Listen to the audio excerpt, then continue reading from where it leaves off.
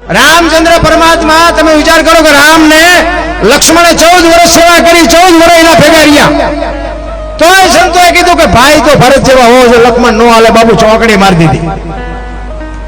ભાઈ ભરત જેવા હોવા જોઈએ, લક્ષ્મણ નો હાલે. વિચાર કરજો ને કે આપણને એમ દેખાડું રામની સેવા, સીતાજીની રામની સેવા લક્ષ્મણે કેટલી કરી છે અને ભરતનું નામ આવે. પણ એનો દાખલો બાપુ રામાયણ છે ને બાપુ દબાવી રાખી છે. મને એવું લાગે ગમે એમ રાખી હોય, અમુક અમુક વાતો કોઈ કીધી જ નથી. રામ અને લક્ષ્મણ 14 વર્ષ પૂરા કરીને જયારે આવ્યા ને, વાત લાંબી છે, ટૂંકામાં કહું પછી બેનને સાંભળવા. ઈ બે ભાઈ બેઠા હતા ને, રામચંદ્ર પરમાત્માએ લક્ષ્મણને પૂછ્યું કે લક્ષ્મણ, કે હા, કે આપણે 14 વર્ષ પૂરા કરીને આવ્યા ને, તે તારા મોઢા ઉપર કઈક ચિંતા હોય એવું લાગે છે. શું ચિંતા છે? કઈક હોય તો પ્રશ્ન હોય તો મને કે ના ના એવું કઈ નથી. કે ના, મેં તને નાનેથી મોટો કર્યો, મને ખબર પડે છે તારા મોઢા ઉપર કઈક છે. શું છે બોલ? ત્યારે લક્ષ્મણ કહે છે કે હા મોટા ભાઈ, એક પ્રશ્ન મને મૂંઝવે છે. શું? તમારા મારા બાપ દશરથ? તો કે હા. તમારા મારા ગુરુ વશિષ્ઠ મહારાજ? તો કે હા. તમારી અને મારી માની ભક્તિમાં કમી ખરી કે ના? બે માની ભક્તિ એવી છે. તો કે 14 વર્ષ મેં તમારી સેવા કરી, અમારી કઈ ભૂલ આવેલી કે ના? ત્યારે લક્ષ્મણ કહે છે મોટા ભાઈ, હવે તમે સાંભળો, તમારા મારા ગુરુ એક હોય, તમારા મારા બાપ એક હોય, તમારા મારી માની ભક્તિમાં કમી ન હોય, તો હું તમને એ પૂછું છું કે લંકાના પટાંગણમાં રામ રાવણનું જેથી યુદ્ધ હાલતું હતું, તેથી રાવણના વરસાદ જેટલા બાણ વરસતા હતા અને તમને એક બાણ ન અડ્યું ને એના છોકરા મેઘનાથે મને એક બાણ માર્યું, ત્યાં મને ગોટો વાળી દીધો, અહીંયા કેવું ફળ મારે ભોગવવું પડ્યું. તમારામાં મારામાં કોઈ કમી ન હોય, તમે હું જો બે હરખા હોય તો ઓલો તો રાવણ હતો, એના બાણથી તમને કઈ ન થાય, એના છોકરાની શું શક્તિ હતી કે મને ગોટો વાળી હતી. રામચંદ્ર પરમાત્મા કે આ તારી વાત સાચી, પણ સારું કર્યું ત્યાં પૂછ્યું, નકર આ તું જીવત ના હોય તને મૂંઝવત. ઈ કે આપણે 14 વર્ષ વનવાસ મળ્યા પછી હાલતા થયા, તો કે આશ્રમ આવ્યા હતા? તો કે હા, આશ્રમ તો ઘણા આવ્યા હતા.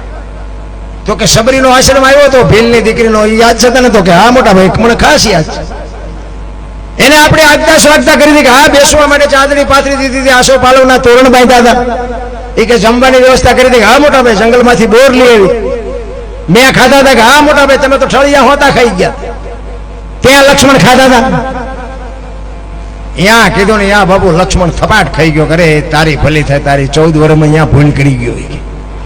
તેથી રામચંદ્ર પરમાત્મા લક્ષ્મણને કહે છે કે લક્ષ્મણ, સુમિત્રાને મૂકી અને સીતાને માં કહેતો હોય, દશરથને મૂકી અને મને બાપ કહેતો હોય, અને અયોધ્યા જેવું રાજ મૂકીને મારી ભેગો તું રખડવા આવ્યો હોય, તો હું તને ઈ પૂછું છું કે ભીલડીના હેઠા બોર ખાવામાં મને વાંધો નહોતો, તને હું ઘા વાગ્યા હતી. અને બાપુ લક્ષ્મણ પગમાં પીડ્યો, લાકડી પડે, અને બાવડું ચાલીને પછી બેઠો કર્યો રામે. ઈ કે હા ભાઈ, લંકાના પટાંગણમાં તું બચ્યો ને, ઈ એ સબરીની ભક્તિનો પ્રતાપ છે. કે મોટા ભાઈ ઈ કેવી રીતે? મેં તને જે ફળ આપ્યા એ ફળ તારી પાસે રાખ્યા હતા? કે ના, મેં તો નાખી દીધા. ઈ તે જે ફળને નાખી દીધા ને, એને પક્ષીઓ લઈ જઈને દ્રોણાચલ પર્વત ઉપર જઈને ખાધા હતા, અને ઈ પક્ષીના ચાંચમાંથી બિયારણ વેરાણું હતું, અને સુસેન નામના વૈદ્ય આવીને કીધું કે દ્રોણાચલ પર્વત ઉપરથી સંજીવની લઈ આવીને આના મોઢામાં ટીપા પાડો તો આ બેઠો થાય. ઈ સંજીવની લઈ આવીને તારા મોઢામાં પાડ્યા હતા. સબરીની ભક્તિનો પ્રતાપ છે. ભાઈ તો ભરત જેવા હોવો જો, લક્ષ્મણ નો હાલે, બાપુ ચોકડી મારી દીધી. વિચાર કરજો, આખી રામાયણમાં એક જ જગ્યાએ ભૂલ કરીને બાપુ સંતોએ ચોકડી મારી દીધી. આપણે શીમાં હાલવી? દીકરામાં, ભાઈમાં, બાપમાં છે હાલી એમ છીએ આપણે. એટલા માટે કહું છું બાપુ, જે કઈ તમારી મારી ફરજ હોય ને, ફરજ નિભાવવી પડે. બાપ હોય ને, આ છે ને એક આપણું નાટક જ છે. આ છે ને અખિલ બ્રહ્માંડના માલિકે આપણને બધાને નોખા નોખા પાત્ર ભજવવા મોકલ્યા છે.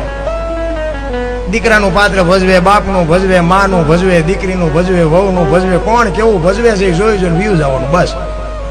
એક આપણા ગામમાં રામલીલાનું નાટક હોય, અને આપણા ગામના જુવાનિયા રમતા હોય, અને કોઈ ફલાણા ભાઈનો દીકરો ભરત થયો હોય, અને આમ ભાઈ બાપુ એવું પાત્ર ભજવે, અને હવારમાં બાપુ ગામમાં વખાણ થાય કે ફલાણા ભાઈનો દીકરો ભરત થયો તો, પણ ભાઈ ભરત થયો. હો ભાઈ, શું એને પાત્ર ભજ્યું હતું?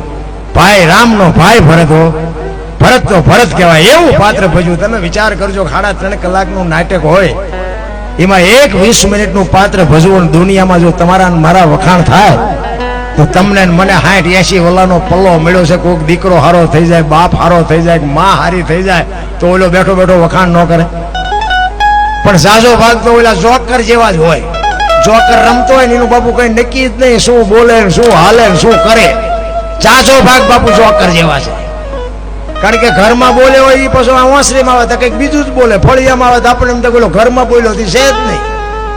તમે જોવો તો કાંઈ નેઠો જ નથી શું બોલે છે મને શું હાલે છે. અમે હમણાં ભાઈએ વાત કરી હતી ને, અમે હમણાં અહીંયા આવ્યા ને તો અમને ભાઈએ અમારે બાપ દીકરો અમે બે ગાડી લઈને નીકળ્યા હતા ને અમે ઓલા લોકેશનમાં ઘૂંસાણા. લોકેશન તો નજીક હોય દેખાડે. અમે તો 2-3 ગામમાં કરી ગયા વરી પાસે અહીંયા જઈને પૂછીને તો કે અહીંથી નહીં આમ હાઈવે માંથી આમ જાઓ, વરી પાછા ઇનપા જાય વરી લોકેશન બતાવે અહીંયા વળી જાય વરી પાછા હલવાઈ. તો અહીંયા 2-4 જણા ઉભા હતા. મેં કહ્યું એટલે આ ગામ જવું ક્યાંથી જવાય? એ કે 150 રૂપિયા આપો તો કહું. મેં કીધું ભલા મને સુધર્યા છે ને કે તારી પાસેથી 150 લઈને મેં તારી પાસે સરનામું મુકાવડાવી. આ દુનિયા સુધરવું છે, સુધરવા નથી દેતી. હું મારી વાત કરું, હું પેલા પૈસા કોકના પૈસા હું કઢાવી દેતો.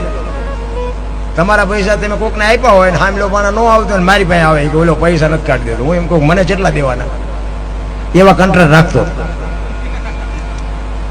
અત્યારે મારા બૂસ માર્યા બોલો. હા એટલે મને એમ થાય કે મારે એવા ઈ શરૂઆત ન કરાય. હવે તો આ મારો ધંધો ફરી ગયો. એટલે હું એમને કહું કે તમને હાથ જોડી આપી દો સારી વાત છે. નકર આ એમ કોકના કઢવી દેતા હતા ને અમારા તમારથી રખાય. પણ ભલા સાવ સારી વાત છે. પણ આ જગતમાં છે ને બાપુ ખરાબ કોઈ છે જ નહીં. ખરાબ દુનિયા કરાવે છે. તમારે કઈ અહિત નથી કરવું પણ બાપુ દુનિયા તમારું પૂંછડું ઝાલીને બેઠા કરે. આ અમે આવું લાઈવ હાલતું હોય ને પછી આમાં વિડિયા બહાર પડે, આમાં કંઈક ભૂલ થઈ ગઈ હોય અમારી, ન થાય એવું નથી. અને ભૂલ થઈ ગઈ હોય ને આમાં પછી અમુક બેઠા હોય, ભૂલ ક્યાં થાય છે પકડવા હાટું. અને એ પાછા કોમેન્ટો કરે આમ નો આવે ચોંટી જાવ છો જ્યાં હોય અહીંયા. તમે આવતા રહ્યો. એમને કોઈ સાંભળતું નથી ને અમને સાંભળે એ ગમતું નથી. એવા બાપુ જે હમણાં આપણે વાત કરી ને કે જે વિઘ્ન સંતોષી હોય ને, આમ તમે કોમેન્ટો જોવો ને 500 કોમેન્ટો હોય 700 કોમેન્ટો હોય ને એમાં 2 રબડા નીકળે 2. તો આપણને એમ થાય કે આ એ નહીં વાંચતા હોય કે આ 500 જણાને ગમ્યું ને અમને 2 નથી ગમતું. પણ એમને એમ હોય કે આ 500 ખોટી ના અમે 2 જ સાચી રાખી. બસ આવું વિચારે. તમે મોબાઈલ ખોલો, મોબાઈલ આપણા જ આપણા ટાંટિયા ઘારે ખેંચે એકબીજા કોઈ છે? તમે જોવો તો ખરા. પાછા કે મેરા ભારત મહાન, હિન્દુ રાષ્ટ્ર બનાના, ખટારા ઠાઠે લઈ કે ભારત મહાન થાય. ભારત મહાન બનાવવા માટે તમારે મારે બાપુ એક થવું પડે. પછી સમાજ કોઈ બી હોય, હું કોઈ ઊંચા નીચાની વાત જ નથી કરતો, કોઈ સમાજની વાત નથી કરતો, કોઈ વ્યક્તિની વાત નથી કરતો, કોઈ ધર્મની વાત નથી કરતો, કોઈ પક્ષની વાત. બધાય મારા છે ને હું બધાયનો છું. મારે કોઈ બાપુ સમાજ ઊંચો ને કોઈ નીચો ને કોઈ દી મારી વાત હોય જ નહીં. પણ મારો કહેવાનો મિનિંગ એ છે કે હિન્દુ રાષ્ટ્ર બનાવવું હોય, ભારત મહાન બનાવવું હોય તો આપણે શેની બધાને એક થઈ જવું પડે. મારી ભૂલ તમારે સ્વીકારવી પડે, તમારી ભૂલ મારે સ્વીકારવી પડે, તો જ ભારત મહાન બને. બાકી મહાન બાન કોઈ દી જિંદગીમાં ન બને. મોબાઈલ ખોલી તો આપણા જ આપણું લોહી પીતા હોય. બોલ આપણે એમ થાય કે આમાં કોને કેવું રા. એટલે આપણા છે ને, હું તો એમ કહું આપણે આપણને નડે ને એટલે ઈશ્વર ત્રાજવી આવ્યો હોય તો જ આપણે આપણને નડે. એટલે કાંઈ ઢેરિયાણા સુધી ઓળખે ને પડખે હોય ન ઓળખે. આપણા જ નડ્યા છે. મીરાને કોણ નડ્યું? રાણો. પ્રહલાદને કોણ નડ્યું? એનો બાપ. નરસિંહ મહેતાને કોણ નડ્યું? એની નાય. પોતાના નડ્યા પછી જ ઇતિહાસ થયા. આપણા નડે પછી રોદલા નો એટલા